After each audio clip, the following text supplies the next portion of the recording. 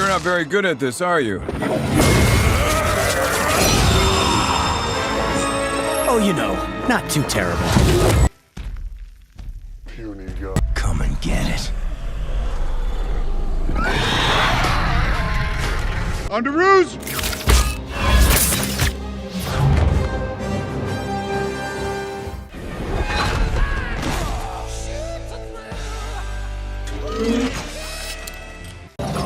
Hey, I'm Radiant Black. Nah, don't freak out, but you're in the future. What is this? Now I save the world.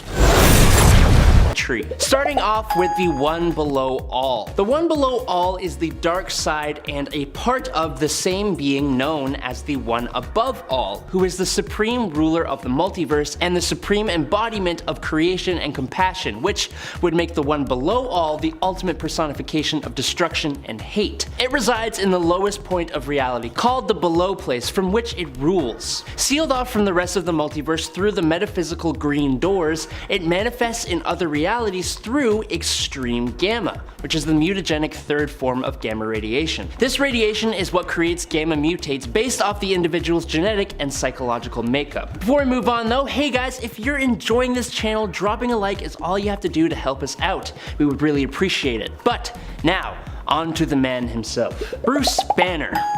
Incredible Hulk #1 from 1962 introduced Dr. Robert Bruce Banner to the Marvel Universe and gave us the very first gamma mutate. During a routine test of the gamma bomb he developed, Bruce spotted a teenager named Rick Jones in the blast radius and he took it upon himself to save Rick's life. He succeeded, but his bomb's explosion opened the first green door, which is a metaphysical barrier into the Below Place, and infused him with gamma radiation, turning him into the Grey Hulk. Now over time, Hulk's skin eventually turned green, thanks to some real world mix-ups, and he became more childlike. In Incredible Hulk #377, the Green and Grey Hulks merged with Bruce to become a new incarnation, Professor Hulk. But these three different incarnations of Hulk are just a few of the personalities that live in Bruce's fractured mind, and not all of them are good people. On to Bruce's family, starting with Brian Banner and Rebecca Banner. While Bruce is naturally the core figure in this family tree, the roots of the Hulk's rage come from his father, Brian Banner, and without him, there would honestly be no Hulk. If there's a villain in this story, it's Brian. He physically and emotionally mistreated his wife Rebecca Banner and their son. As seen in Incredible Hulk #312 from 1968, Brian became deeply disturbed and obsessed with the idea that his radiation research had turned his son Bruce into a monster. Brian was even responsible for the passing of Rebecca in front of Bruce, which led directly to the development of multiple personalities for Bruce and the Hulk. Years later, during the Chaos War, Brian actually emerged on Earth as a fearsome devil Hulk of his own before he was defeated and returned to the afterlife. More recently though, Brian made a lot of trouble in Immortal Hulk as a servant of the One Below All, and he even gained the ability to possess other gamma-infected human beings. Now Brian Banner himself had two sisters, but the one we want to talk about is Elaine Banner Walters and her husband Morris Walters. Their daughter, the lawyer Jennifer Walters, is Bruce Banner's first cousin and probably the closest thing he has to a sibling. It just so happened that as Bruce was seeking legal aid from Jennifer, she was nearly killed during an assassination attempt. Bruce saved her life by giving her an emergency blood transfusion, but as a result, she became the She-Hulk. Although she started out as a bit of a savage She-Hulk when she first appeared on issue 1 of her comic in 1980, Jen's personality eventually became dominant when she was in her gamma-powered form. In fact, she actually prefers being She-Hulk and put her skills to use as an Avenger and member of the Fantastic Four at one point. In case you've missed any of the ads, she is also the focus of the MCU's She-Hulk Attorney at Law. Now the first love of Bruce's life was Betty Ross, the daughter of General Thaddeus Thunderbolt Ross. Betty and her father both actually became Hulks as well. For Betty, the villain MODOK realized that her exposure to Bruce Banner set her up as an ideal subject project to become a new Hulk. In Incredible Hulk number 168 from 1968, Betty was transformed, but not into another She-Hulk. Instead, she actually turned into a terrifying harpy who hated the Hulk for the passing of her husband at the time, Glenn Talbot. Betty was soon cured of her harpy persona, but she was ultimately killed by exposure to excess gamma radiation by the Abomination. Fortunately for her though, MODOK and the Intelligentsia resurrected Betty and she became the Red She-Hulk. However, in the Immortal Hulk series, Betty once again has been transformed into the Red Harpy. I hope that wasn't too confusing. Now, as for her father, no one hated Bruce Banner more than Betty's father, General Thunderbolt Thaddeus Ross, a military general who became obsessed with stopping the Hulk at any cost. That's why it took everyone by surprise when Ross actually turned out to be the Red Hulk, who is a fiery and power-draining gamma mutate. Ross made the mistake of partnering with the Intelligentsia, who tricked him and turned him into the Red Hulk, using energy siphoned off of the original Hulk. Ross embraced his newfound Hulk powers, proving to be an incredibly powerful and capable hero. Bruce and Ross eventually did make an alliance to take down the Intelligentsia, and Red Hulk was actually invited to join the Avengers. Ross was eventually depowered, but as of Captain America number 26 from 2018, he is once again the Red Hulk. Now, when the Hulk was banished from Earth by the Illuminati during Planet Hulk, he crash-landed on the planet Sakaar, which is where the Hulk met his second wife, Kaira. Although Kaira appeared to die in the destruction of Sakaar, she actually gave birth to Bruce/Hulk's first children, Scar and Hero Kala. Scar became an incredibly powerful warrior with a vendetta against his father, but thankfully Scar and Bruce reconciled before becoming a formidable father and son team. Unfortunately for Hero Kala, his taste for power and vengeance corrupted him, and he also nearly destroyed the Earth in Incredible Hulk's number 617, before his father and brother sealed Hero Kala within the center of an alien planet. Hulk's other daughter is a bit trickier to explain. The short version is that Lyra is a daughter of the Hulk and Thundra from the alternate future timeline of Earth 715, where only 5% of the female population were fertile. Hulk and Thundra were never actually a couple. Instead, Thundra collected the Hulk's DNA from his saliva during a fight and immediately traveled back to her alternate future, where she used that DNA to create Lyra, who is basically a She-Hulk, and actually gets weaker the angrier she gets instead of stronger, meaning she has to reach a meditative state to reach peak power. Now, Lyra eventually came to live in the present alongside the Hulk, Jennifer Walters, and her extended Hulk family. Finally, in terms of Hulk romances, we have Jarella, the princess of the subatomic kingdom of Kai. She was never married to the Hulk or Bruce, but she loved both halves of him very much, and he also loved her. Their bond was so important that Jarella definitely is included on this list, despite the fact that she tragically passed away before they could wed. From Hulk's actual family to those who are essentially his family by association, his friends and allies, starting with none other than Rick Jones. If not for Bruce's timely rescue, Rick Jones could have been the first Hulk, but instead, he was spared from that fate and became one of Bruce Banner's closest and most trusted friends. In Incredible Hulk number 325 in 1962, Rick did actually get a little taste of Hulk power when he fell into a chemical pool that was being used to merge Bruce and the Hulk back into a single being once again. Rick emerged as a Hulk, but he was cured a few chapters later in issue number 332. It wouldn't last long though, as thanks to the meddling of the Intelligentsia yet again, Rick was mutated into a new version of Abomination in Hulk number 2 in 2008. As this new Abomination, Rick actually retained most of his personality, and so he renamed himself A-Bomb so he could be a bit more heroic, which was a good choice, Rick. Good job. Rick was also horrendously mutated in Immortal Hulk before his humanity was finally restored in the limited series Gamma Flight from 2021. Doc Sasquatch, or Doc Samson. Doc Samson is one of the few members of the Hulk/Gamma family who willingly transformed himself. It happened in Incredible Hulk number 141 in 1962 when Bruce Banner was temporarily cured of his Hulk persona by removing the excess excess radiation from his body. Samson couldn't resist taking that power for himself, but he wasn't turned into a full Hulk. Instead, he was given superhuman strength and a striking head of green hair, likely due to his psychological makeup with him wanting to be a hero. In Immortal Hulk, Doc Samson got trapped in the below place and instead resurrected into the body of Walter Lankowski, also known as Sasquatch. He then became a green-haired version of the Sasquatch. Despite his great strength, Samson's greatest contribution to the Marvel Universe has been actually as a therapist for heroes and villains in need. During the event World War Hulk, Amadeus Cho was one of the few heroes who stood by the Hulk in his battle against the Illuminati. This was fueled by Amadeus's unshakable assertion that the Hulk is actually a hero and not a monster. Now, years later, in Totally Awesome Hulk #1 from 2015, Amadeus got his wish to become a Hulk as well. As revealed in issue number 4, Amadeus absorbed the excess gamma radiation from Bruce, saving his life while transforming Amadeus in the process. It was a burden that he was more than happy to accept. However, not even Amadeus's intellect and personality could keep the negative aspects of being a Hulk at bay forever. After briefly losing control of his other self, Amadeus willingly depowered himself, but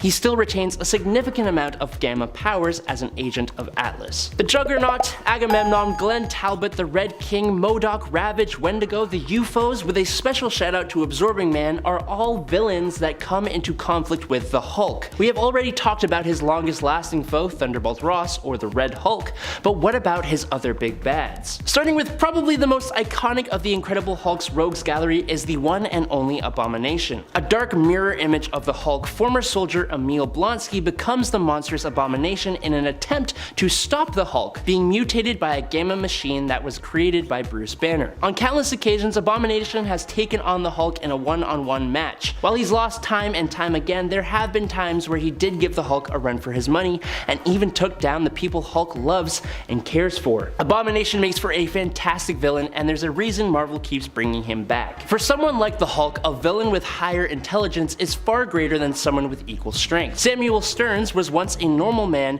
who was exposed to a high level of gamma radiation, just like mostly everyone else. The radiation gave him increased intelligence, a really big head, literally, and turned him into the leader. A foe who has time and time again outsmarted and worked around the likes of the Hulk. The leader's almost always 5 steps ahead of Bruce Banner and manages to bring the Hulk down despite his immense strength. And lastly, it honestly makes sense that the most terrifying foe for the Incredible Hulk is actually himself. While the Abomination can be seen as a dark reflection of the Hulk, the Maestro is literally a future evil version of himself. Coming from one of the comic's best Hulk story arcs, Future Imperfect, the Maestro is the last hero who survived an apocalypse and set himself to become the ruler of dystopia. Stronger than his past self and with all the intelligence of Bruce Banner, the Maestro has proved himself to be the strongest and most brutal Hulk villain out there. The Inhumans are an offshoot of humanity that was genetically altered by the Kree centuries and centuries ago. They mostly kept to themselves, hiding from humanity in their city of Adeland. The Inhumans developed a highly technological society that only got more advanced with the discovery of the Terrigen Mists that would give the Inhumans fantastic abilities. Inhumans age much slower than normal humans do, usually living for around 150 years,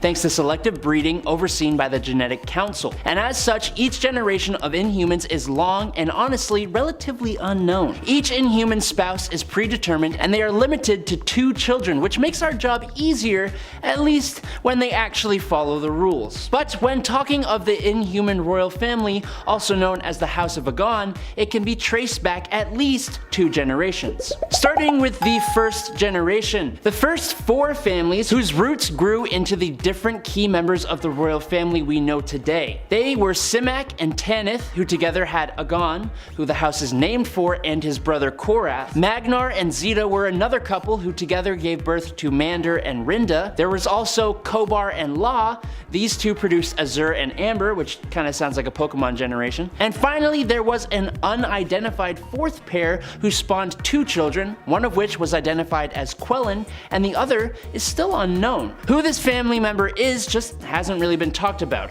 Honestly, a lot of the Inhuman royal family history isn't known, being only given to us in brief little flashbacks, with information that is really only key to the story it's being told in. But from here, the royal family splits even more into the second generation and their children. Here we see the offspring from each of these original 4 families come together in different combinations. But first, if you're enjoying this video, make sure to drop a like. That's all you gotta do to let us know that we're doing a good job. Now, starting with the royal family's namesake, Agon, son of Simak and Tanith, was betrothed to Rinda, the daughter of Magnar and Zeta. Agon and Rinda were seemingly the first who began producing offspring around 100 years ago. Now, their first child was named Blackagar Baltagon, or simply Black Bolt. Agon decided that Black Bolt would be exposed to the Terrigen Mist while he was still in the womb. Shortly after Black Bolt was born, they discovered he had awesome powers. These powers were complete control over the electrons around him, and the power he is most well known for, an incredibly powerful hypersonic voice that at first he could not control. Both Agon as well as the Inhumans Genetics Council, who play a large role in governing the Inhumans, came to agreement that Blackagar needed to be confined until he had control over his powers, when he was around 19 years old. Blackagar's voice can cause mass destruction with even a whisper, and if he screams or yells, he could potentially wipe out an entire planet. Luckily, he has learned to communicate without speaking and uses a tuning fork that helps him control his powers. It was actually thanks to the power of Black Bolt that Agon became ruler when the last ruler, the Unspoken, tried to hide the Slave Engine, which is a powerful Inhuman weapon. But Black Bolt is not the only offspring of Agon and Rinda. There was a second child, Maximus, sometimes known as Maximus the Mad, who appeared to develop mental mind control powers after being exposed to the Terrigen Mist. At its peak, Maximus can override the minds of countless others or even enhance his own mind. He can blank people's minds or control their actions for as long as he concentrates. As with a lot of families in comic books, there is almost always a black sheep. For Asgard, that is Loki. For the Eternals, it's usually Druig, and for the Inhumans, Maximus takes that title as he is particularly dangerous, being both a mind manipulator and a genius, naturally gifted with the ability to invent all manner of powerful machines, but with the younger brother complex that has him believe he is the one who should rule the Inhumans. Now, outside of the direct Agon line, there were more who make up this royal family. Korath, the son of Simak and Tanith, married another Inhuman woman named Melina, who together had a son named Gorgon, who was also exposed to the mist as an infant. Through the Terrigen Mist, Gorgon developed cloven hooves and incredibly powerful bull-like legs that could cause huge shockwaves capable of creating earthquakes when he stomps. He is one beast of an Inhuman and usually serves as a bodyguard for his cousin and eventual king, Black Bolt. But he also served as a mentor for younger generations. Next up, we have Mander, the brother of Agon's spouse Rinda, and by extension, the brother-in-law to Agon himself. Mander formed a union with Azur, the daughter of Kobar and La. Together, Mander and Azur had their first son Triton, and exposed him to the mist when he was an infant as well. But for Triton, the mist had a pretty extreme effect, turning the boy into a fish-like humanoid and water breather who needed to remain in an isolated aquatic alcove off the coast of Adelan in order for him to survive. Later though, adaptive devices were developed to allow Triton to join the other Inhumans on land. Because of Triton's extreme transformation, when Mander and Azur had their second son, Karnak, they did not expose him to the Terrigen Mist and urged him to remain unaltered, as they didn't want to potentially be separated from both of their children. Instead, Karnak became my absolute favorite Inhuman when he was sent to the Tower of Wisdom, where he was trained in various mental disciplines and Inhuman martial arts, becoming a master and developing an ability that allowed him to see the flaws in any person, object, plan, or even concepts like, at one point, death itself. He usually plays the role of an advisor in the royal family as well as a bodyguard and strategist. Lastly, Amber, the other daughter of Kobar and La and sister to Azur, married Quellan, who, if you remember, is the Inhuman whose parentage has not been established at this point yet. Together, Quellan and Amber had 2 children, The first would be Medusalith, or just Medusa, who would be betrothed to the future Inhuman king, Black Bolt. Medusa gained the ability to control the growth rate and movement of every strand of hair on her head, also known as trichokinesis. She maintains this control even if her hair is cut off, but that is difficult to do as Medusa's hair is stronger than steel. Amber and Quellen, a few months after Medusalith's birth, had a second daughter, Crystal. Probably my second favorite Inhuman. Crystal's exposure to the Terrigen Mists gave her elemental powers to control fire, water, earth, and air, making her actually really powerful. Crystal is also probably the most public of the Inhumans, interacting with the heroes of Earth quite a bit more, having a relationship with Johnny Storm, the Human Torch, in the early days, and then being married to Pietro Maximoff, Quicksilver,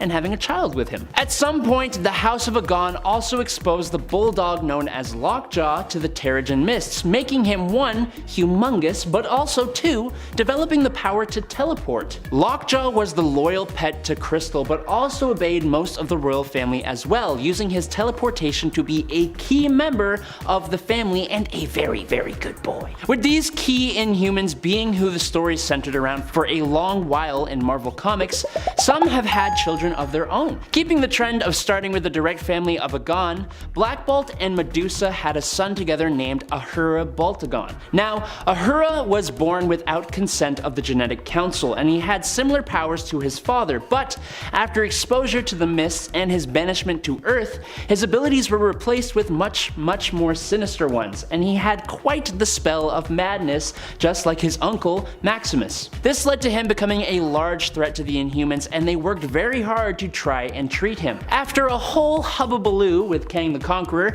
and Terrigenesis, Ahura has the ability to split his soul to create psychic phantoms that can possess others. He can also create psychic constructs and can astral project. Now, Ahura has a cousin in the form of Luna, the daughter of both Crystal and Quicksilver. She is the first ever Inhuman and mutant offspring, sometimes called an Inmutant. Very clever. The thing is, the cross of these two powerful species actually canceled each other out, leaving Luna as kind of a normal human being.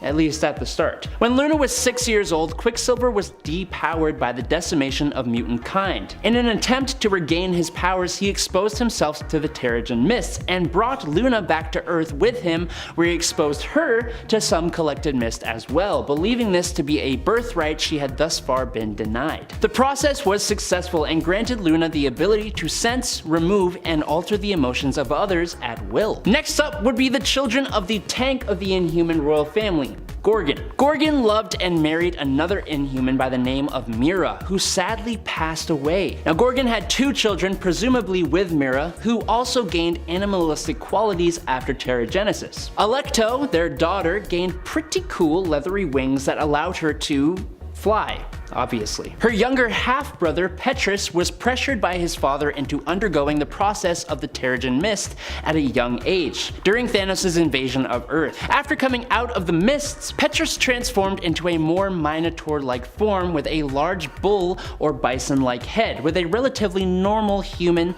or I guess Inhuman body. Last but not least would be the son of Karnak. When all of the Inhumans' Terrigen Mists was destroyed, Karnak handed his son over to Mr. Sinister in order to awaken his latent powers without the need of Terrigenesis. Interestingly, Lear gained the ability to amplify the powers of other Inhumans, but apparently this power could only be used one time, which has already happened, so we don't know if he has more powers waiting to rear their head. The only other large addition to the royal family would be when it was revealed that the Kree, who had experimented on humans to create the Inhumans, also carried out the same experiment on 4 other species on 4 different planets. This had been kept for thousands of years until the discovery of the Universal Inhumans, which is the group for all 5 of these Inhuman populations. These races were also implanted with a genetic memory that would give them the urge to unite together as one people. The genetic memory claims that the 5 queens, one of which being Medusalith of Earth's Inhumans, will join the one one king who returns from the Forever Night and band together in a new Holy Land which will be known as New Hala. So basically, for a short period of time, Black Bolt had 4 other wives, being the queens of the other Inhuman societies, but they were all de-lifed, so it doesn't really matter anymore. The first generation. Magneto was born Max Eisenhardt. He grew up in Nuremberg with his family, who are all Jewish. We don't know anything concerning his lineage beyond his parents' generation, but his father, Jacob Eisenhardt, was a member of the German army during World War I. He fought in the 1914 battle known as the Massacre of the Innocents. He was hit by mustard gas during this battle and stayed in a field hospital before being assigned the job of loading the deceased soldiers from the battle into mass graves. In 1916, he rescued a Bavarian major named Jürgen Scharf from enemy fire, pulling him into the relative safety of the trenches. For this heroic act, he was given a commendation of bravery and an Iron Cross medal. At some point, he married his wife, Edie, whose prior genealogy is a mystery. Jacob became a jeweler, building and repairing jewelry. Jacob ran the shop with the help of his little brother, Eric Eisenhardt, who also lived with them. Eric was a carefree man who would often encourage Max to pursue the women he cared for, being known as somewhat of a charmer himself. This got him in trouble with the government when he hit on a non-Jewish woman. This put him in violation of the Nuremberg laws, which forbid Jewish people from interacting with other races. For this, he was severely beaten by a mob and forced to wear a sign that said he had shamed a German woman. After this incident, he tried to convince Jacob to move his family out of Germany, but Jacob thought that they would have a better chance if they stayed and figured out the rules, a decision they would later come to regret. The next generation. The next generation of the Eisenhardt family consisted of Jacob and Edie's children, Max, who would grow up to be Magneto, and Ruth, his little sister. Max was allowed to go to school, but found it extremely frustrating, as any of his accomplishments were written off as cheating by the school faculty due to his Jewish heritage. The school's cleaning lady was a Romani woman named Anya, with a young daughter named Magda, who Max had fallen in love with. He began trying to court her by making her a necklace out of scrap materials at his father's shop and winning a javelin throwing contest at the school. It is heavily implied that Max's ability to find materials for the necklace and throwing the javelin are the first unconscious manifestations of his mutant powers. Despite impressing Magda, he was accused of cheating, expelled from school, and beaten by the other children. Jacob finally realized how much danger the family was in, and they moved to Warsaw, Poland, where they were forced by the German forces to live in the Warsaw ghetto. Max and his uncle Eric began working as smugglers, trying to bring food in for their people. Ruth had gotten extremely ill, and the Germans had begun rounding up the ghetto's residents and putting them on trains that would take them to prison camps where they would be exterminated. Max learned of this and informed his family, who managed to sneak out of the ghetto in hopes of escaping, having set up a meet with a woman named Celia who would guide them to freedom. Max's uncle Eric decided that he had nothing left to lose and chose to stay at Warsaw and fight the Germans. Max never saw him again, and he is believed to have been killed while fighting his oppressors. Their guide, Celia, led them away from the ghetto and into a forest where she betrayed them to the German forces,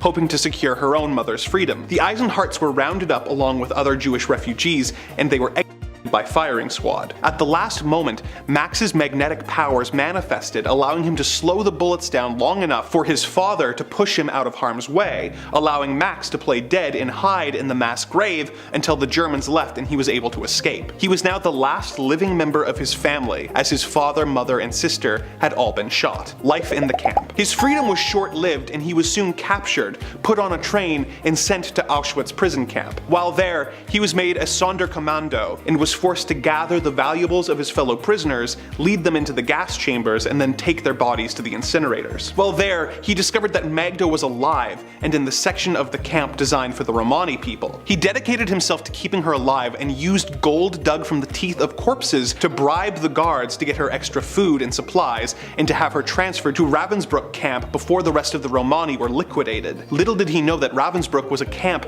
where the prisoners were subjected to horrible experiments. However, before her train got to the camp, she was sent back to Auschwitz. She survived by hiding in a cart of bodies that Max was supposed to dispose of. That night, there was a revolt, and in the ensuing chaos, Max and Magda were able to escape. They eventually made their way to the Carpathian Mountains, where Max found work and the two were married. They soon had a child, who they named after Magda's late mother, Anya. Wishing to give his family a better life, Max moved his family to the Soviet-occupied Ukrainian city of Vinnytsia, where he worked in construction, rebuilding the city after after the war. When his foreman tried to cheat him of his pay, he became aware of his powers for the first time, launching a crowbar through the air at the foreman. He returned to the inn he was staying at only to discover that it was on fire and his family was inside. He managed to save Magda with his newfound powers, but before he could go back in for Anya, local police arrested and beat him for assaulting the foreman. Anya perished in the fire, and in his rage, Max killed all the officers and the foreman with his powers. Magda was terrified, thinking him a monster, and ran away. Max changed his name to Eric Magnus Lenscher and tried to find Magda, but was unsuccessful. He went on to meet Professor X and later became the mutant leader known as Magneto. But what happened to Magda? In Avengers number 186, we learned that Magda was actually pregnant when she left Magneto and fled into the mountains, where she stumbled across one of the High Evolutionary's labs. She was met by Bova, a cow that had been evolved into human form. Bova nursed her back to health and acted as midwife, delivering her twins Wanda and Pietro. Magda left the twins, fearing that if she were alive, Magneto could force knowledge of the twins from her. She wandered off into the snow to die and was never seen again. The High Evolutionary then took the twins to a nearby Romani camp and left them to be raised by a man named Django Maximoff. Wanda and Pietro Maximoff would grow up to be Scarlet Witch and Quicksilver, who would end up being members of Magneto's Brotherhood of Evil Mutants before eventually switching sides and joining the Avengers. Despite their shared history, it would be a long time before Magneto learned of his relation to the twins. Quicksilver would later marry the Inhuman royal family member Crystal, and together they had a daughter named Luna. Scarlet Witch would end up married to Vision and used her powers to create a pair of twin boys named Tommy and Billy, who ended up ceasing to exist only to be reincarnated as Tommy Shepard and Billy Kaplan. Normally, this would mean that I would have to go into detail on Vision's history and the Inhuman family tree, but actually, I don't, because Bova's whole story about Magda giving birth to the twins was later retconned to be, pardon the pun, bull. Wanda and Pietro were revealed to actually be the children of a woman named Natalia Maximoff. The twins had been kidnapped and experimented on by the High Evolutionary before being given to their uncle Django to raise. So, though he still thinks of the twins as his children, they are not actually related to Magneto. This does, however, beg the question, how did Bova know about Magda, and what really happened to her? Is she still alive out there? We don't know. So, does Magneto have any living children? Yes, actually. At some point in his life, Magneto had an affair with a woman named Susanna, which resulted in her getting pregnant and giving birth to a little girl named Lorna. Susanna was married to a pilot named Arnold, who believed Lorna was his, but when he discovered the truth, he confronted Susanna on a plane ride and the two got into a massive argument. Hearing her parents fight caused Lorna to have a meltdown and manifest her own magnetic powers, which caused her to accidentally crashed the plane, killing Susanna and Arnold. The magnetic pulse drew Magneto to the crash site where he found Lorna. Realizing that he could not offer her a normal childhood, he had the mutant Mastermind wipe her memory of the events. Lorna was adopted by Arnold's sister and her husband, and she became Lorna Dane, otherwise known as Polaris. Polaris might also have a sister named Zala Dane. The High Priestess of the Petrified Man, who commanded an army in the Savage Land, claimed to be her sister. Zala has worked with the High Evolutionary and has fought against Lorna, the X-Men, and S.H.I.E.L.D. over the course of her career. We don't know for sure if she is really related to Lorna. If she is, we don't know if she is the child of Susanna or the child of Lorna's adopted parents. We therefore cannot say for sure whether or not she is related to Magneto. But let's hope she isn't, as she was executed by the Master of Magnetism in Uncanny X-Men number 275. Because, well, we don't know too much about Chris's wife Catherine and her heritage, alas. I'm also going to cover genetic offspring, alternate reality children, and attempt to explain the main family-related rumors that exist in the Marvel Multiverse, or the Summerverse if you prefer. I mean, Spider-Man has the Spider-Verse, Venom has the Venomverse. With all these summers running around, I cannot believe that we do not have a Summerverse established yet. So, make sure you put on any safety equipment needed, ruby quartz shades on, as you prepare to once more have your mind blown by the complexity and insanity that is the Summers family tree. Let's go back in time to start. Last time we started with Cyclops and his parents, but this time we're going further back in time, answering the question of who are the Summers family grandparents. When Scott married Madeline Pryor, the two of them became pilots, with Scott moving to Anchorage, Alaska. If you think that sounds random, it actually isn't really at all. Anchorage is actually a place where Scott feels most at home. It's where he grew up before losing his parents and brother and having his life go pretty sideways. His grandparents, Philip and Deborah, were actually both born in Anchorage too. Philip also likely inspired his sons, Christopher's own passion for flight, as Philip himself joined the US Air Force and even served in World War II. Deborah and Philip were also a driving force likely in Madeline and Scott's choice to settle down and become involved in cargo pilotry, or the cargo plane industry. In fact, they were the ones that first introduced Scott to Madeline, who was actually working for them at the time, as they were the owners of the cargo plane business that she worked for. When they first learned that their son and his children had not perished years earlier in a tragic plane explosion but were alive and well, they invited them to visit. But due to it being the busy season, Philip and Deborah sent Madeline to meet and escort their family home to meet them, because they, were too busy to get there to greet them. Eventually, Philip and Deborah would sell their company to Nathaniel Essex. Years later, Philip would also end up meeting Adam X, who would later be revealed as the half Shi'ar, half mutant brother of Scott, Alex, and Gabriel. Philip was losing his eyesight at the time, and he lost control of his plane while flying, crashing, when Adam X happened to be passing nearby and decided to offer aid. Adam X saved Philip's life, but could not save his eyesight, and he would sadly go blind. Paying a visit to Philip in the hospital, he would run into Scott's then wife, Jean Grey, and have her link his mind to Philip's so that he could share with him memories of what Philip had most longed for in his life, to be a pilot in outer space, which Adam X had been during his time working for the Shi'ar. I just love that story. I think it's so sweet. As is typical, like with the late Catherine Summers, mother of Scott, Alex, Gabriel, and Adam X, and wife of Corsair, we do not know much about Deborah's heritage at all. But we do know a few things about Philip's heritage, so let's talk about that. Namely, we know he had an aunt named Gloria Dane, who was the daughter of his grandmother, Amanda Mueller, and likely a man that she hooked up with at some point, who I guess his last name was Dane. The kind of weird thing about this is that although Gloria was Philip's aunt, she's actually most likely younger than him in terms of when she was born. She was born in 1950 while he served in the military in World War II, so figure that out. This can likely be explained by the fact that his grandmother, Gloria's mother, Amanda, was immortal thanks to her mutant power. But we'll talk more about Amanda in a little bit. Gloria Dane went by the alias of Fontanelle and was a mutant with telepathic abilities, specifically good at deciphering and reading people's dreams. Originally, Fontanelle appeared as someone hired to figure out Gambit's involvement with the mutant massacre. However, after her contract to do so was terminated, she instead changed sides and decided to help Gambit uncover the mystery behind the person who had hired her new son, who turned out to be an alternate version of Gambit himself, actually, and help him to also figure out the mysterious woman known as Black Womb, who turned out to be Gloria's own mother, Amanda Mueller. This is probably as good a time as any to discuss the rumored connection of Gambit to the Summers family. And answer the question, is Gambit a Summers? Although, at the time of this recording, to kind of answer that question, all it really remains, at least in the main continuity, is a rumor. After Mr. Sinister teased about a third Summers brother, there was much speculation as to who this could be. Initially, Fabian Isaiah worked to leave a trail of breadcrumbs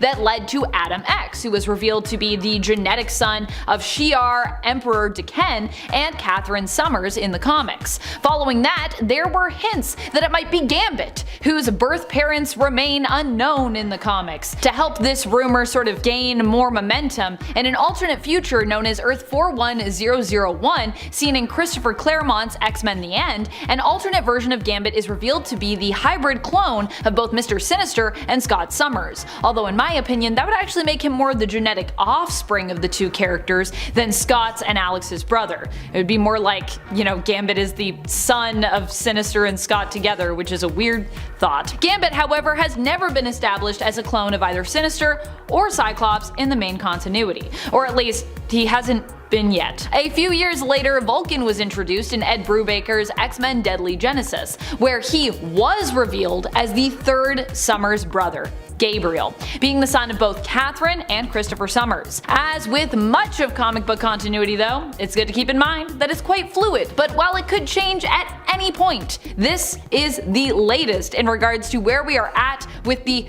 third Summers brother rumor and revelation in the main continuity, with Vulcan being established currently as the answer to that mystery. Back to the mysterious Amanda Mueller though. Who is she, and what or who is Black Womb? Amanda Mueller is Scott's, Alex's, and Gabriel's great-great-grandmother, and has been speculated to be where the Summers X gene potentially originates. Amanda is also the mother of Philip's unnamed father and of Philip's aunt Gloria Dane. As a young woman, she grew up in the 19th century and ended up entering into a deal with Nathaniel Essex after he discovered her mutant genes were very powerful and very formidable. The deal was she would marry and conceive children, but feigned that the pregnancies didn't actually come to term while actually delivering the newborns to Essex so that he might study their genetics. In exchange, it's believed that she was paid handsomely. While we don't know much about Mr. Dane, who was Gloria's father and presumably was at some point married to Amanda, we do know about her previous husband, Daniel Summers. He was the grandfather of Philip Summers, who likely never knew Philip, as he left his wife and son after Amanda was accused of being the Black Womb killer. His son would grow up, likely get married, and have a son of his own, becoming Philip's father.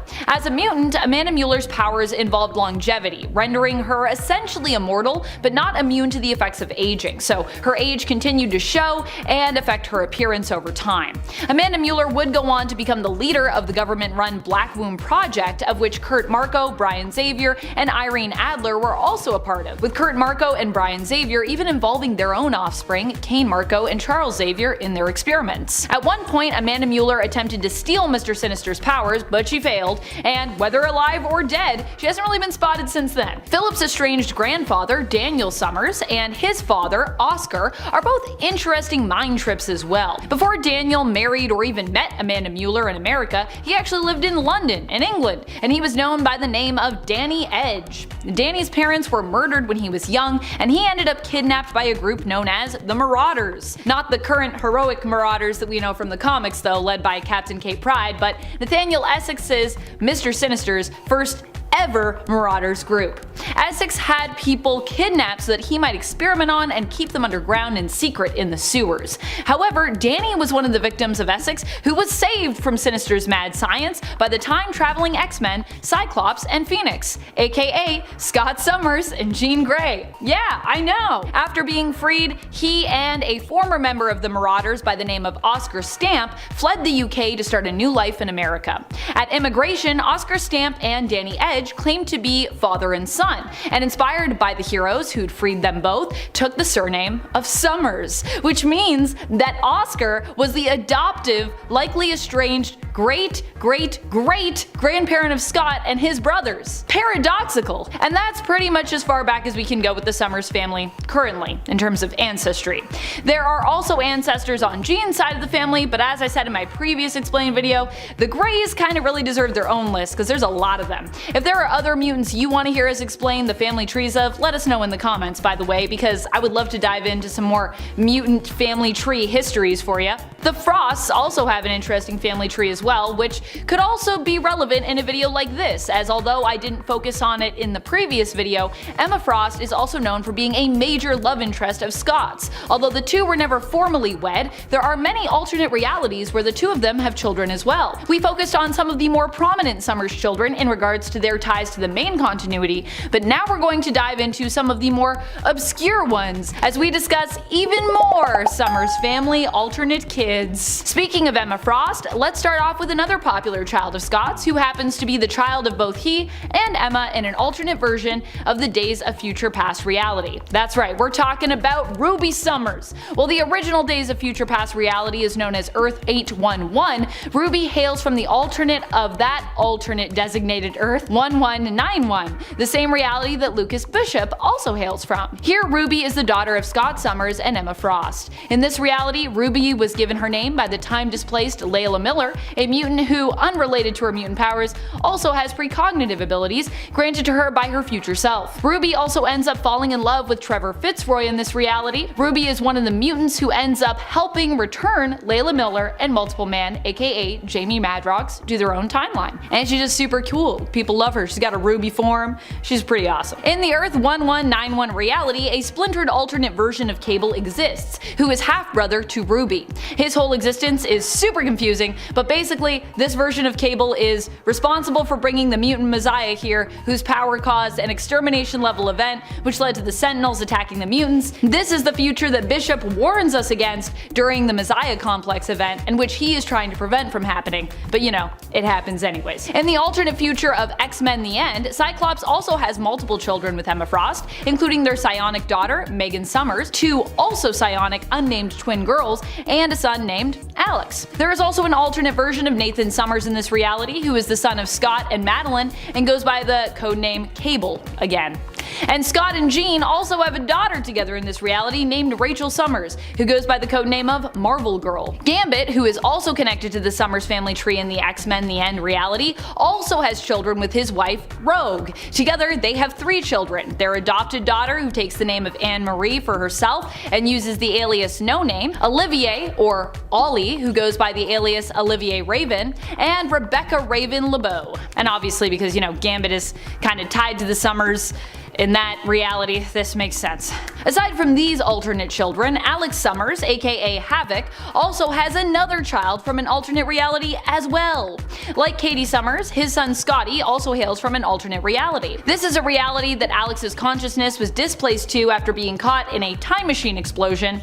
Known as Mutant X, in the reality of Earth 1298, the X-Men team are instead known as the Six, and this reality's Alex was actually their leader. Havoc awoke inside his alternate self's body to learn that here, he and his wife Madeline Pryor had a son named Scott Charles Summers. After the birth of their child and the displacement of Alex of Earth 616's consciousness into his alternate self's body, Madeline would end up possessed and would basically become the Goblin Queen in this reality. While their son would save her temporarily, eventually she would revert to the Goblin Queen once more, and it was during Havoc's fight against her that he was sent back through a time rift and basically ended up back in his own body and on his own world in Earth 616. In this reality, Alex also had another genetic daughter in Raven LeBeau. She is the adopted daughter of Belladonna and Gambit, who was genetically created by honorary Summers family member Mr. Sinister, using the combined genes of Alex Summers and Jean Grey. Raven also has a genetic brother created by Mr. Sinister using Summers and Grey DNA, known as Nate Grey, whose origins are similar to that of his Earth 295 AOA counterpart. AOA being Age of Apocalypse. There are many clones who have cropped up over the years in regards to the Summers family tree, but listing all of them would take a while. We covered some of them on the first part of our video explaining the Summers family tree, but I left out a pretty odd one who is also connected to self-inserted family tree member Mr. Sinister as well. Zraven. Zraven is a weird one. He is a genetically created offspring who is technically related to both Scott and Jean, and also related kinda to Mr. Sinister and a bunch of other people as well. Mr. Sinister created Zraven in the main continuity of Earth 616, combining together the DNA of the original X-Men team, the original Kraven the Hunter, and the Carnage symbiote, with Sinister being Zraven's creator. Sinister attempted to use Zraven to acquire more samples of mutant DNA, but ultimately Zraven would rebel against him after learning from Cyclops the truth about, you know, how Sinister treats his favored creations and experiments. Zraven dodged a bullet there, really. While there are likely more clones and alternate reality children I could focus on for this video, I'd like to take a moment to also acknowledge one more grandchild that I left out on part 1. We talked about Hope Summers and Tyler Dayspring there, but now we're talking about the alternate reality grandson of the alternate reality Jean and Scott from Earth 967. Hyperstorm is the son of Rachel Summers and Franklin Richards, a pretty weird combination if I do say so myself. Jonathan Richards hails from the alternate reality of Earth 967, which is yet another alternate take on the alternate reality of Earth 811, Days of Future Past. Here, Scott and Jean have another daughter named Rachel Summers, and she ends up falling in love with and marrying the son of Sue Storm and Reed Richards, Franklin. As such, Hyperstorm is known for being extremely powerful, wielding a force known as the Supreme Force, which in essence allows him to tap into the infinite psionic power of hyperspace to accomplish many impressive feats. Jonathan is also known for his beyond genius intellect. And although I could talk about Summers family all day, we've pretty much covered most of the family tree at this point, and also I'm pretty much out of time, though there still might be some alternate reality kids and grandkids to discuss if you would like on a potential part 3. If that's what you want, you let me know. And of course, a few more clones that I could also talk about because there are always clones, especially when Mr. Sinister is around. The first Summers, Cyclops. Scott Summers was the first of the Summers family tree to appear in the comics. He made his first appearance in the X-Men issue number 1 in 1963. There Scott was introduced to us as a somewhat self-doubting character who would become a leader but still struggle to see himself as worthy of love and deserving of his own happiness. Scott operated as a part of Professor X's X-Men team under the codename of Cyclops, and when Professor X was called away on a secret mission, Cyc would take his place as team leader, often maintaining a position as leader of the X-Men throughout the years, both in a field leader and commander role. Even today, at the time of this recording, Scott is currently the leader of the X-Men in the current 2022 X-Men comics, almost 60 years later. When we first met Scott, we didn't know very much about his family life or childhood, but as we got to know him, we learned more about how he came to be the Professor's golden boy and his first X-Man, and along the way, we'd also learn about his mysterious childhood and family as well. Who exactly are the Summers? At least in regards to Scott's original family tree before he grew up, he had his own family, which is its own tangled web that we'll attempt to unravel later on. Let's start with the easy stuff. Scott's parents are his father, Christopher Summers, and mother, Catherine Ann Summers. Scott was the eldest in his family, but also had a younger brother, Alex. When Scott was young, his parents seemingly perished in a plane accident. Alex and Scott were saved by their parents, who gave them a parachute and got them safely out of the plane. As a result of this near-death experience, Scott would sustain permanent brain injuries that he still suffers from to this day. Scott would not only be plagued by this, but also by nightmares of these events, which he struggled to recall with clarity as a result of the brain damage he suffered that fateful day. We later learned though that Scott's parents didn't die in that exploding plane. Instead, they were actually kidnapped, beamed aboard a Shi'ar spaceship. Christopher Summers was a US Air Force pilot, aiming to become an astronaut, but after being kidnapped by the Shi'ar and escaping them, he became a space pirate, known by the name of Corsair. Christopher escaped his captors the first time almost as soon as he was kidnapped. At least initially that's what we were kinda told, but he was recaptured after he tried to rescue his wife, Catherine, who was and killed by Emperor Deken of the Shi'ar Empire in front of Christopher. Christopher as Corsair would find love again though with Hepzibah. Hepzibah, from an alien skunk-like race known as the Mephitissoids, would be among the group that would band together to escape Shi'ar captivity and become the starfaring group known as the Starjammers, which Corsair is the leader of, becoming like a new sort of family for Corsair. Alex and Scott, having no next of kin, would be taken in by an orphanage. But whose orphanage was it? You may have already guessed. We're talking about a surprise,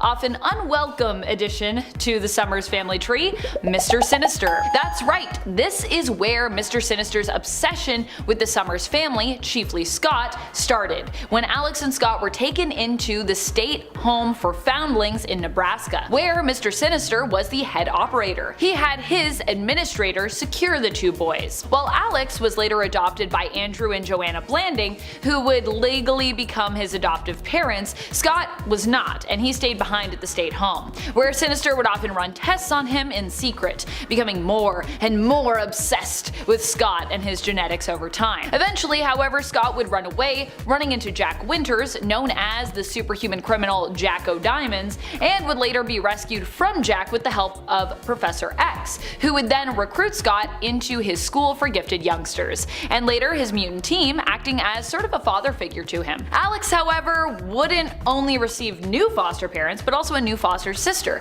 Haley Blanding, who's also part of our family tree. The Blandings actually adopted Alex to help them heal from the death of their son, Todd Blanding, and in a way, they wanted him to replace the hole that Todd had left in the family, kind of also making him like be the new Todd?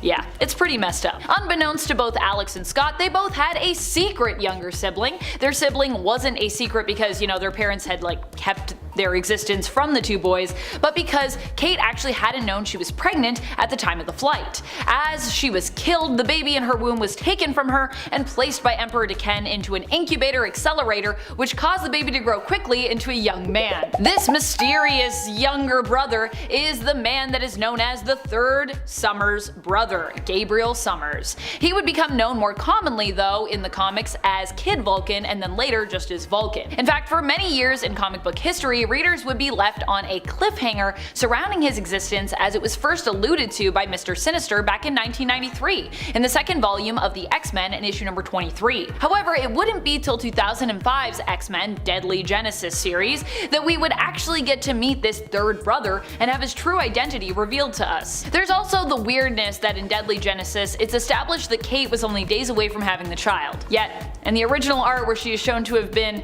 made to join Emperor Deken's harem and then she's killed, she looks very non-pregnant. There is also the fact that it mentions she was only 2 months pregnant when first abducted, which actually applies that Corsair's initial escape attempt didn't actually happen as soon as maybe we originally thought it did, or it was originally implied, if she was only days away from giving birth, so he would actually have been in captivity then for a few months. Aside from that weirdness, we would also learn that Kate also had several children with Emperor Deken, that is, genetically speaking. Deken had these offspring created with the hopes of expanding the genetic potential of the Shi'ar Empire by introducing different kinds of genetics into it.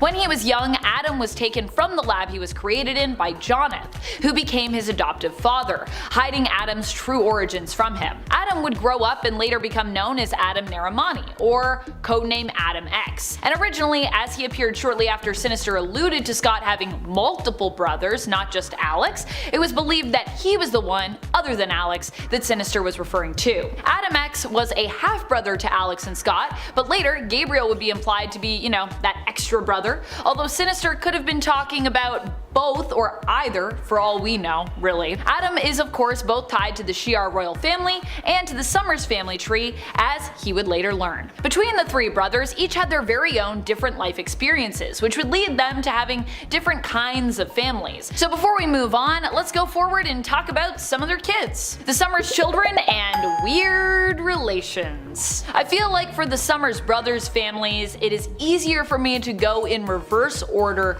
from youngest to oldest. So let's start with Vulcan. Vulcan, after being rapidly aged to his prime years, was enslaved by the Shi'ar and sent to Earth to serve the Emperor's envoy there, but instead ended up escaping and was found by Moira McTaggart, who took him in and had him join her own roster of mutants. His story training with Moira is introduced in Deadly Genesis. Vulcan is known for being the most powerful of the Summers children. Vulcan would end up in space after being recruited to a mission to save the original X-Men and kind of failing somewhat. Vulcan would return to the Shi'ar Empire, end up imprisoned, freed, married to Deathbird, and later on would also become Emperor of the Shi'ar Empire. Which, yes, this does mean that the Naramanis would have become his in-laws, including Deken, who killed his mother, imprisoned his father, and enslaved him. Wow, that's a messed up family right there. Which also makes Adam X both Vulcan's half-brother and his nephew. Pretty wild stuff. Deathbird and Vulcan would have a baby together, although we still don't know that child's name, if it's still around somewhere. Deathbird being a mother was even acknowledged as recently as the 4th volume of New Mutants issue number 5 from 2020. And well, that's really all there is to Vulcan thus far. Now let's talk about Alex. Alex would grow up to become the mutant hero and sometimes villain known as Havoc, and it's no wonder he sometimes turns a little evil considering how rough his life was both leading up to joining the X-Men and even after that happened. Alex was given his codename and original costume by Larry Trask after being taken captive by his Sentinels. Alex would attempt to refuse to join the X-Men multiple times, but eventually it kind of just became inevitable. Originally, Sinister believed his power levels to be greater than Scott's. Initially, Mr. Sinister actually suppressed Alex's mutant ability when it first manifested when he was a child. He put psi blockers on him and wiped his memory of the incident that triggered it, as Alex's powers were considered to be too uncontrollable. They would only be triggered again later when he ran into an X-gene copy of himself in mutant-human hybrid, the Living Monolith. Yes, the Living Monolith is here, Amit Abdul, who had been mutated by Apocalypse using Alex's DNA, making him like a genetic brother of sorts who was psychically linked to Alex. Alex would only have one daughter that we know of, Surprisingly, not with any of his more popular romantic ships, but instead with Janet Van Dyne, the Wasp. They had a daughter in an alternate timeline which has since been wiped from existence. She was pretty adorable and awesome, and her name was Katie, or Catherine Summers. In typical Alex Summers must suffer Marvel fashion, after having half his face melted by Kang, he is the only one left with memories of Katie, so he can't even talk to anyone about it. Janet doesn't even remember being with him or their daughter. I still kinda hope one day that Katie will get to return via the main timeline somehow. Finally, let's talk about the mad complexity that is Scott Summers' family tree, with Jean Grey, Madeline Pryor, and beyond. Although Scott was always sweet on Jean, she became the Phoenix and later Dark Phoenix, seemingly dying, sacrificing herself to save others once she turned dark. It was after her apparent death that Scott met Madeline Pryor, spelled Madelynepr, probably one of the most commonly misspelled names in all of comics.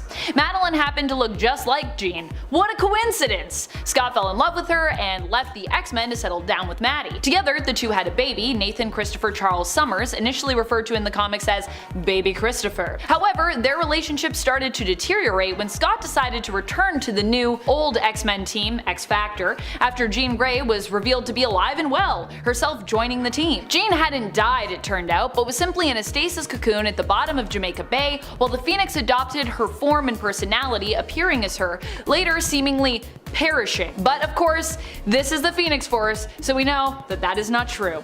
And, you know, it gets even weirder than this. The Phoenix Force, along with Mr. Sinister, were later revealed to be like parents to Madeline, who it turned out was a clone of Jean Grey created from a piece of the Phoenix Force. Surprise, surprise! No wonder she looked almost identical to Jean. This revelation, in combination with Scott abandoning her, would drive Madeline mad. Feeling abandoned, she would ally herself with Alex Summers and also take him for her lover. He would become known as her Goblin Prince, and she would become the villain known as the Goblin Queen, aiming to retrieve and later seemingly sacrifice Christopher, who had been taken from her by Mr. Sinister. And it gets somehow even weirder than that. After Maddie was dealt with, Jean would be given memories of raising baby Christopher, so psychically he was like her own child. Baby Christopher would later be taken by Apocalypse, saved by the clan Ascani, cloned, and later grow up across time, becoming a time traveler who we all know as Nathan Summers, or Cable. Nathan's evil clone, who was raised by Apocalypse, now also weirdly, I guess somehow in this family tree,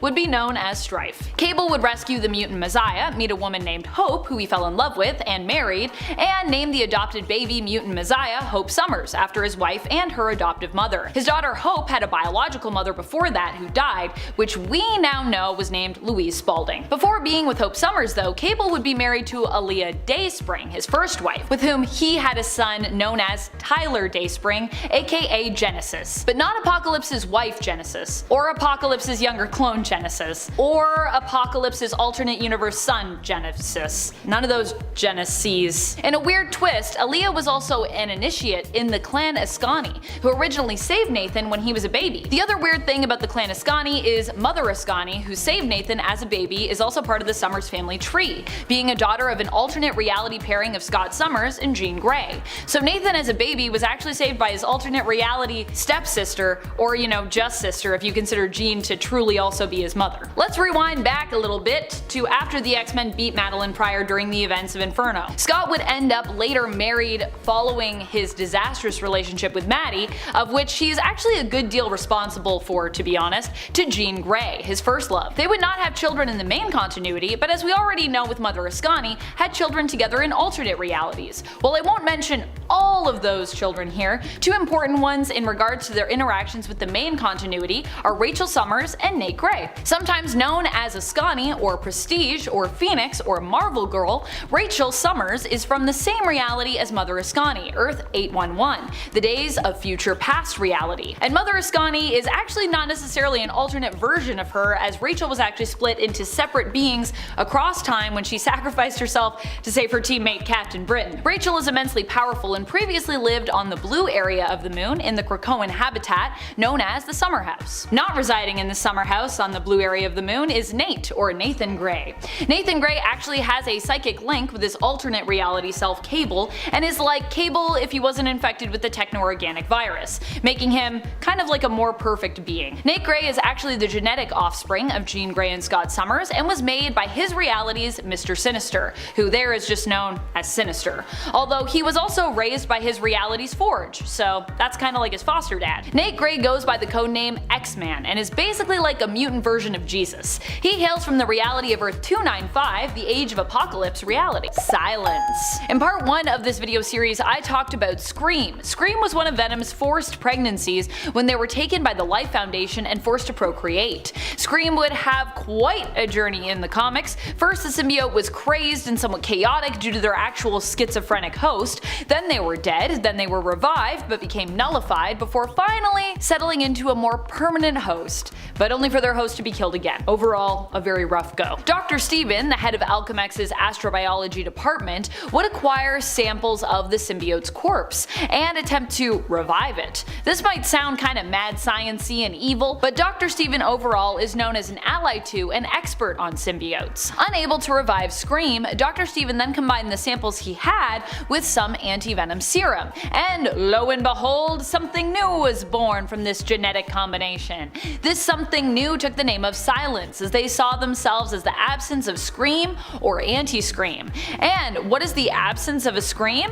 Silence. Silence made their first comic book appearance in Extreme Carnage Phage issue number 1. Silence would bond with the same host as had become the newest permanent host for the Scream symbiote, Andy Benton. We'll talk a little bit more about Andy later on though. While Silence is like a genetic offspring of Anti-Venom and Scream, you could also consider them a clone. In fact, it's kinda better if you do, because Anti-Venom and Scream hooking up, it kinda sounds weird, considering that Venom is the parent of Scream and Anti-Venom is like an alternate clone of Venom in a way, or you know, like Venom's brother. So that's kinda weird. Symbiotes are weird though, so maybe that doesn't bother you. But speaking of clones, the Venom family has quite a few. But just who are these symbiote clones exactly? First up, let's focus on the main symbiote of this family, Venom.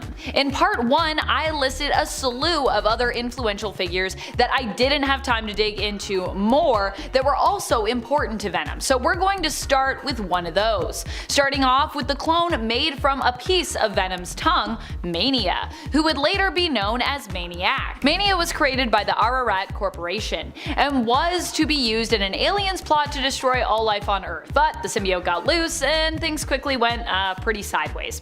It would jump from host to host, draining them, and would become particularly obsessed with Patricia Robertson, one of the few people who had managed to survive the clone's deadly rampage, and Wolverine, who the clone saw as its ideal host. Eventually the clone would be devoured by Venom, reabsorbed, but during Venom's time with host Flash Thompson, the clone would later be regurgitated and then merge with Andy Benton, becoming known as Mania. Later on, Lee Price would take the symbiote clone from Andy, and while merged with Price, it would become known as Maniac, adding a C on the end there. Fitting for a host as diabolically evil and cruel as Lee Price. I wonder if that's what the C is for, cruelty. But there isn't just a replica of Venom in Mania/Maniac. Venom also had another straight up clone known as Venom the Third, or Legion. This alternate version of the symbiote was actually not just a clone of Venom. It was a sample of the Earth 1610 or Ultimate Universe Venom, merged with a bunch of other symbiote codices from Earth 616 Venom, Carnage, Phage, Lasher, Riot, Agony, Mania, Sleeper, and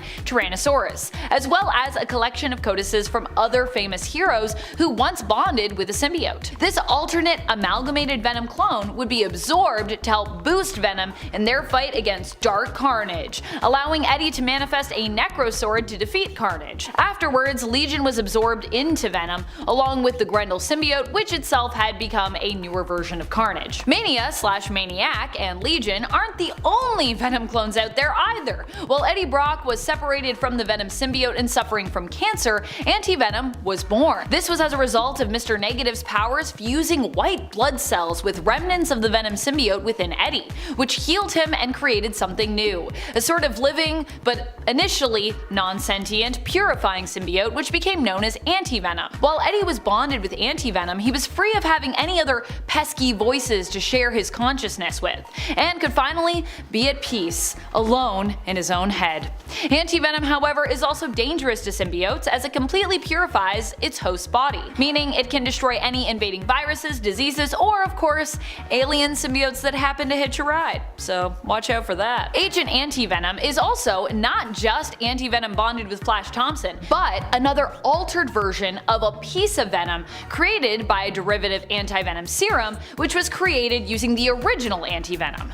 Are you confused yet? Basically, the anti-venom serum was made by Dr. Steven as a result of what he learned from anti-venom, the symbiote clone. When Venom attempted to bond with both Flash Thompson and Eddie Brock at the same time, Spider-Man attempted to save them, spilling a bunch of anti-venom serum onto Flash. This anti-venom serum altered the part of Venom that was bonded with him, creating Agent Anti-Venom, which is the name for the symbiote offshoot when it is bonded to Flash Thompson. It doesn't end there either, because of course it doesn't. There is a third anti-venom as well. This one, like the third version of Venom's kinda clone, Legion, happens to be an amalgamation of sorts. Anti-Venom the Third was made manifest by Flash Thompson from within the hive mind. Using freed symbiotes, Flash was able to physically appear as an anti-venom styled symbiote dragon in the real world. Pretty badass. This dragon also ended up being Flash's one-way ticket back to life afterwards, allowing him to resurrect himself, which is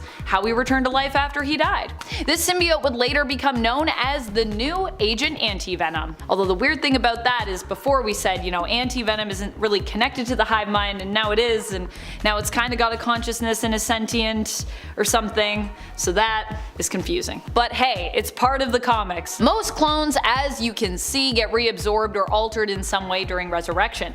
But do symbiote clones also ever have symbiote babies of their own? That's a good question. For the most part, I would say no. But as with the weirdness that is the Venom family tree, there are always some exceptions. Namely with Mania or Maniac. Maniac gave birth, not really, but kind of, to some symbiotes when Lee Price infected the members of Black Cat's gang with pieces of the Maniac symbiote. Bonding with the remnants of symbiote from Venom in Mac Gargan's body, which technically meant that Maniac bonded with that which it was cloned from, something new was created, called Scorpion. Scorpion is a green and black symbiote that looks similar to Mac Gargan's Scorpion armor. Sadly, Scorpion wouldn't be around for too long and would later be destroyed in a fight with Agent Anti-Venom. Scorpion, though, was just one member of the Inklings, a group of criminals who were possessed by pieces of the Maniac symbiote. If you want to consider them children, you kinda could. Obviously, Gargan had a little more free will, but some of those targeted were more like prisoners to the symbiote that had attached to them. Lee Price created the Inklings as part of a plan to create his own gang and criminal empire.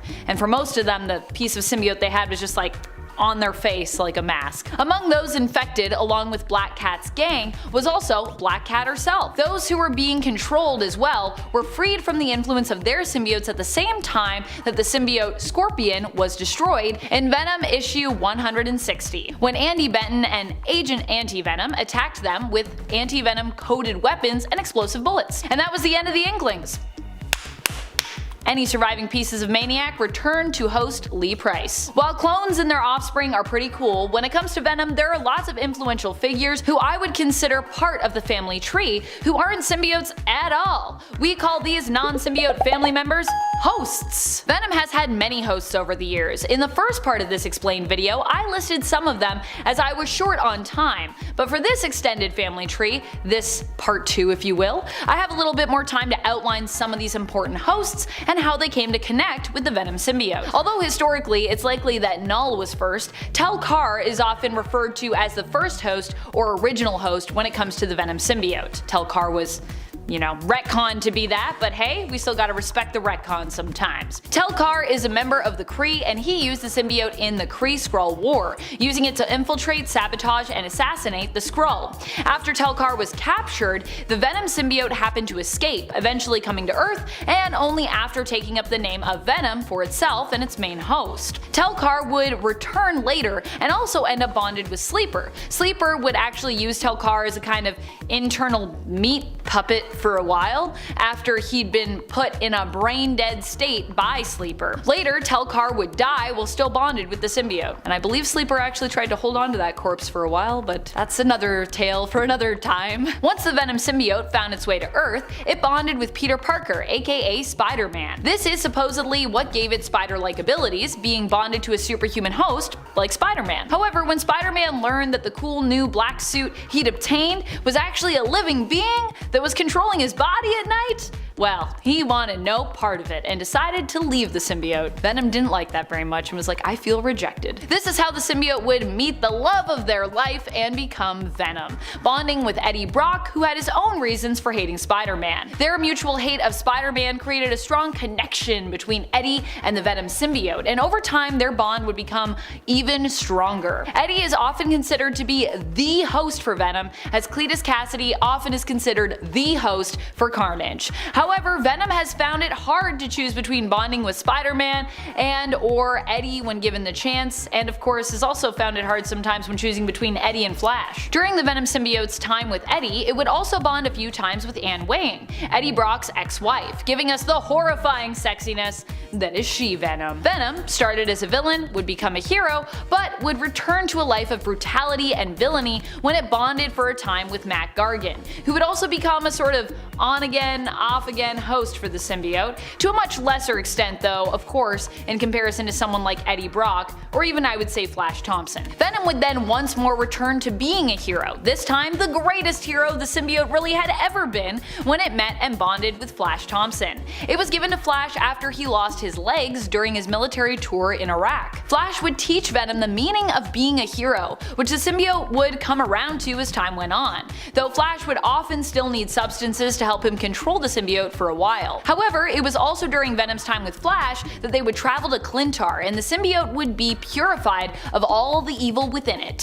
Flash, with the Venom symbiote, would also go on cosmic adventures and become known for a weird time as Venom Space Knight. From there, Venom was not so lucky in terms of hosts. The symbiote's next new host would be a cruel one, Lee Price. Lee Price is known for his constant mistreatment of the symbiote. Also, although Venom had just been purified, Price's time with the symbiote began to corrupt the mind and kind of soul of Venom once more, making Venom question itself and become extremely insecure. A slew of other characters have bonded with the Venom symbiote, including Otto Octavius, sometimes known as Dr. Octopus or Doc Ock for short. This was during a time, however, that Otto was in Peter's body, known as Superior Spider-Man, and then for a short time, of course, as Superior Venom, while bonded with the symbiote. Although it was short-lived, Otto in Peter's body bonding with Venom is really cool to note, as Carnage has actually also merged with Norman Osborn before, so both symbiotes now also have ties to other famous Spider-Man villains. Cletus Cassidy would also bond with the Venom symbiote much later on, after Cletus was resurrected by the Grendel symbiote, which combined with the remnants of the Carnage symbiote to resurrect Carnage. He would set out on a mission to awaken Null, the god of symbiotes. Through absorbing all the codices within the bodies of those who were once merged with the symbiote. In the end, he succeeded despite dying, and Venom was one of those that he amassed. However, Eddie would seemingly kill Cletus, at least his physical body, taking all the codices back within himself and becoming Venom once more, before going on to become the King in Black. Following Eddie becoming the King in Black, Dylan Brock, Eddie's son, who we talked about on part 1 of this list, became the host of the Venom symbiote. As Venom is also kinda like a parent to Dylan, this allows Venom to also keep an eye on him for Eddie when Eddie is otherwise busy leading the hive mind. Where should we start? Okay, how about at the beginning, where all of this madness started with Venom. When this symbiote first appeared in the comics, it was believed and actually advertised as being simply a new look for Spider-Man's Peter Parker. However, fans didn't really like his new threads so much, and so the new costume was transformed into a new character, becoming Venom, a symbiotic alien made of black goo that came from outer space. Namely, as we'd learn later, from a planet named Clintar. We would learn that Venom had actually been cast out from the hive mind, the collective of Clintar symbiote minds, which connected them all. But where did Venom come from, other than Clintar? I mean, who made Venom? Well, that is actually believed to have been Null, the one who also made the first symbiote, known sometimes as the All-Black, Venom's oldest sibling. Daddy Null isn't just the father of Venom, you see. He is the father of pretty much all symbiotes that exist on Clintar, having created the planet and the race known as the God of Symbiotes himself, and as an eldritch god of darkness.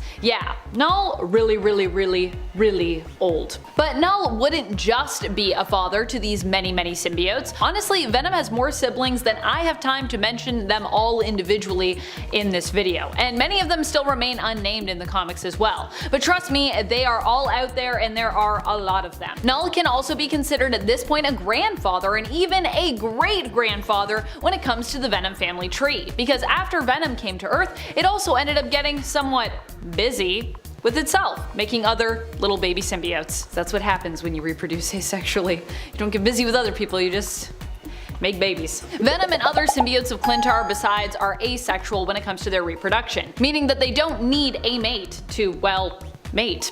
Although it should be noted that it wasn't until after Venom connected with his host, his, you could say, soulmate, Eddie Brock, the Venom would produce offspring. Do with that information what you will. Scientifically, however, symbiotes typically only ever give birth to one offspring, but Venom is a special case. It had symbiotic babies extracted from it at one point against its will, which challenged the normal reproductive symbiote status quo. So the Venom symbiote kind of breaks the mold when it comes to the limits of symbiote reproduction, at least as we know it to exist in the rest of the universe. Regardless of whether or not being with Eddie had any impact on the time when Venom reproduced, Eddie is still a very important figure in Venom's life and family tree, often being regarded as one of the symbiote's closest allies and basically Venom's life partner. Initially, when Venom came to Earth, it merged with Spider-Man, but was rejected by the hero. Upset and hurt by the rejection, Venom chose to bond with Eddie Brock, who also had his own reasons for hating Spider-Man. The two bonded over their hatred of the hero, and it often was what kept them together, at least initially. Venom has other hosts, but if we have time, we'll try to touch on that later. For now, let's talk about all of Venom's kids. The first and eldest symbiote among Venom's offspring would be Carnage. Carnage was actually born during a prison breakout. Eddie, you see, was locked away and was cellmates with notorious serial killer Cletus Cassidy. Cletus and Eddie did not get along, and in some versions of the story, Venom arrived right in time to save Eddie, as Cletus had planned to murder him in his cell. That's how much the two did not get along. Although to be fair to Eddie, Cletus really likes murdering people. So regardless of if they got along, a murder attempt would have probably been inevitable. Carnage was born as Venom broke Eddie out and the two escaped, which also in turn freed Cletus, who had now merged with Carnage. The symbiote bonded to Cletus's blood, which some have explained as happening due to it being newborn, and of course due to Cletus having a cut on his hand, where Carnage could enter through. As Carnage, the two bonded would prove to be even stronger than Venom, and would require Venom and Spider-Man to team up in order to take on Carnage during the Maximum Carnage crossover event, which is pretty crazy because, you know, they're enemies. Venom was supposed to be a bad guy. Although symbiotes usually only produce a single offspring, Venom was forced into producing more after they were kidnapped by the Life Foundation, which, you know, sounds like it would be a lovely scientific organization based on the name of it, but really, it isn't. The Life Foundation is usually more concerned with the safety of the wealthy elite than advancements or defenses to protect all life, as their name would or should imply. They managed to capture Venom and forcibly harvest 5 new children from it, 5 seeds if you will, who would become known as Phage, Lasher, Riot, Agony, and Scream, all of them symbiotes. The first 4 in particular would become quite close during the time with the Life Foundation, possibly because Venom was under duress while spawning these new offspring. These 5 children were not nearly as strong as Carnage was. As a result, Phage, Lasher, Riot, and Agony became used to merging together to create the hybrid symbiote. This was of course when they weren't busy with their own individual hosts. Lasher would actually be bonded to a dog at one point, which would then have private military personnel working in tandem with the symbiote bonded doggo. So That person that had a symbiote was like, my symbiote's a dog. And the other symbiotes were each bonded to private military personnel hired by the Life Foundation initially. Scream is more often associated with doing their own thing. The Scream symbiote was bonded initially with the schizophrenic Donna Diego, a Life Foundation security guard codenamed Strike Agent 4. Venom's final child, thus far anyways, I guess we'll see if Venom has any more children, is Sleeper. Sleeper is also a unique symbiote, and although it's not as powerful as Carnage, is seemingly more powerful than the Life Foundation symbiotes. It's kind of somewhere in the middle, I'd say. Sleeper was born with the assistance of Eddie Brock, who did his best to help the Venom symbiote through labor after discovering that the symbiote was expecting. This is probably the closest the two have ever gotten in terms of like a semi-shared pregnancy with each other. Initially, Venom hid the fact that they were expecting from Eddie, only hinting at the possibility, but eventually all was revealed and Venom confessed that they had been scared to actually share that information with their host. Eddie, however, stood by Venom and attempted to stay bonded to the symbiote while it gave birth to help give it strength. Sleeper was initially believed to have died while being born, but was later revealed to be alive and well, an overall healthy, small little bundle of goo. Sleeper was also delivered with the help of Alchemax and would end up there to be studied, as was permitted by Eddie Brock and the Venom symbiote, so long as the research being conducted on their baby was non-invasive. Venom would come to visit Sleeper regularly and was wary of the symbiote bonding with a host too early, as they were basically worried about the potential for Sleeper to be corrupted by a host, wanting to avoid the potential evil that Carnage had become. Which I get it, if you had your first child and they were like literally the worst of the worst, I feel like every time you had kids thereafter you'd be like, oh, hopefully this one isn't like an evil murderer. Goodness. Someone who would also become good friends with Sleeper was Dylan Brock, who is, yes, the son of Eddie Brock and his ex Anne Wang, the secret son of the pair. Apparently, when Dylan was conceived, Eddie and Anne both had been bonded to the Venom symbiote at the same time, and because of that, it was believed that Venom was also in part a genetic donor to Dylan's creation and birth. Anne herself was also surprised to find herself pregnant with Dylan after the experience of becoming She-Venom, while Eddie was also still bonded to the symbiote. So this wasn't necessarily a normal pregnancy for Anne either. Dylan is actually the current host of Venom, who has been tasked with looking after Dylan and keeping an eye on him during his father's absences. It wasn't until recently that Eddie and Venom learned of the existence of Dylan and how he was Eddie's, Anne's, and in a way, Venom's son. But the two together have wholly embraced the concept of fatherhood as they accepted Dylan into their family tree, working together to keep him safe, even when he was being hunted down during the Absolute Carnage event by a resurrected Carnage who sought to revive Null by absorbing the codices within the spines of all the former symbiote hosts on Earth, which was a pretty crazy event, but fortunately Dylan made it through.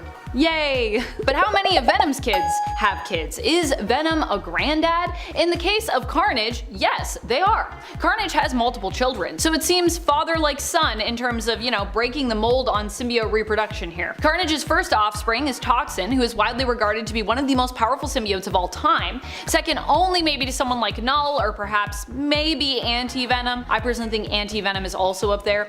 Initially, both Carnage and Venom teamed up to hunt down Toxin, as both were concerned by the amount of power Toxin would wield. Fortunately, Black Cat and Spider-Man teamed up and protected Toxin, allowing the newborn symbiote to escape its relatives. Aside from Toxin, Carnage also gave birth to Scorn as a result of being experimented on in the process of using the symbiote and technology to create hybrid prosthetics. As such, Scorn is also part tech, kinda like a cyborg symbiote if you will. Then there are the symbiotes born from Carnage's own experiments with the Darkhold, one of which is Raze, the other of which was bonded to Jubilila Van Scotter, and Unnamed, both of which are now believed to be deceased. The symbiotes, of course, not necessarily their hosts. They were seemingly used up in a fight against Chthon and Carnage, and so they're no longer around. I think Scorn at this point also might be gone. And we thought Toxin was gone, but I'm pretty sure Toxin's alive? Yeah, a lot of death. Doesn't go well if you're a Carnage offspring. Aside from children, grandchildren, parent, and main host, Venom has also had a slew of other influential hosts as well as genetic recipients and clones over the years. Here's a brief list of some of the most influential members of that extended part of their family, but not all of them because I'm running out of time here. Clone from a piece of Venom's tongue, we have Mania, or Maniac, mutated clone anti-Venom, dubbed the original host Kree Telkar. Other than Eddie Brock, possibly one of the best heroic hosts we've seen for Venom, Flash Thompson, aka Agent Venom, currently Agent Anti-Venom because bonded with Anti-Venom. Widely proclaimed the worst and most cruel host, Lee Price, famed host of Carnage who also is bonded with Venom, Cletus Cassidy, and Superior Spider-Man / Venom, aka Freaky Friday Otto Octavius in Peter Parker's body with the Venom symbiote. And that's just some.